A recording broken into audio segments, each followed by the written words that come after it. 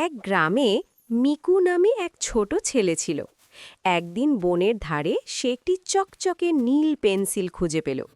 Miku খাতায় একটি লাল apple আঁকতেই অবাক হয়ে দেখল সেটি আসল আপেল হয়ে টেবিলের ওপর পড়ে আছে। মিকু বুঝতে পারল এটা একটা জাদুর পেন্সিল। সে আনন্দে মেতে উঠল।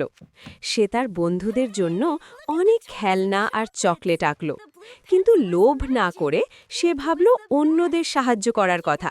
সে গ্রামের ক্ষুধার্ত মানুষদের জন্য প্রচুর খাবারের ছবি আঁকল এবং অভাবী শিশুদের জন্য নতুন জামা কাপড় এঁকে দিল। মিকুর দয়ায় পুরো গ্রাম খুশিতে ভরে উঠল।